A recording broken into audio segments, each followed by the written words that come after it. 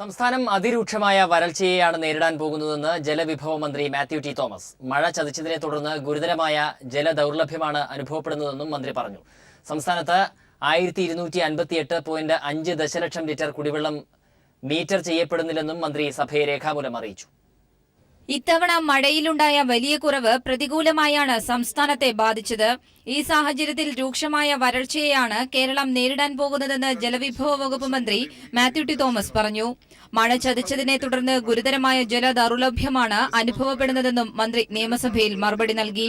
നിലവിലുള്ള ജലസ്രോതസ്സുകളിലെ കുടിവെള്ള ലഭ്യത ഉറപ്പാക്കുന്നതിനും ജലസംരക്ഷണത്തിനുമുള്ള നടപടികൾ സർക്കാർ സ്വീകരിച്ചു വരുന്നതായും മന്ത്രി വ്യക്തമാക്കി. നമ്മുടെ കയ്യിൽ ഇപ്പോ ജലത്തിന്റെ ലഭ്യതയും അതിന്റെ തോടുകളുടെയും ഒക്കെ പശ്ചാത്തലത്തിന്റെ വിവരങ്ങൾ ഇപ്പോൾ ഉണ്ട്. ഡേറ്റാ ബാങ്ക് രൂപപ്പെടുത്തിയിട്ടില്ലെന്നേ ഉള്ളൂ. തോടുകൾ നശിച്ചുകൊണ്ടിരിക്കുന്നത് യാഥാർത്ഥ്യമാണ് സർ. അതുകൊണ്ട് തോടുകളിലെ, നദികളിലെയും പുഴകളിലെയും എല്ലാം ജലസാന്നിധ്യം ഉറപ്പാക്കാൻ തക്കവണ്ണമുള്ള ജനകീയ പങ്കാളിത്തമുള്ള പദ്ധതികൾ ഹരിത കേരള മിഷൻ ഉന്നമിക്കുന്നുണ്ട്. അത് നമ്മുടെ ഒരു ആവശ്യമായി, നാടിന്റെ ഒരു ആവശ്യമായി തന്നെ നാം കരുതി കൂട്ടായ പ്രവർത്തനങ്ങൾ, യോജിച്ചുള്ള പ്രവർത്തനങ്ങൾ കാഴ്ചവെക്കാൻ കഴിയേണ്ടതാണ് എന്നാണ് എന്റെ അഭിപ്രായം. സംസ്ഥാനത്ത് പമ്പ് ചെയ്യപ്പെടുന്ന കുടിവെള്ളത്തിൽ 50% മാത്രമാണ് മീറ്റർ ചെയ്യപ്പെടുന്നത്.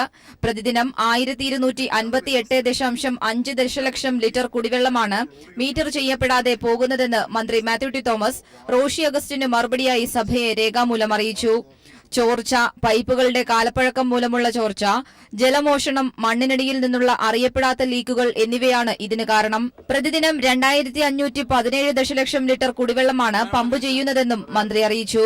നദീജല കരാറുകൾ പരിഷ്കരിക്കുന്നതിനുള്ള നടപടികൾ പുരോഗമിച്ചു വരുന്നതായും ജലനയം സർക്കാർ പുതുക്കുമെന്നും മന്ത്രി സഭയിൽ വ്യക്തമാക്കി.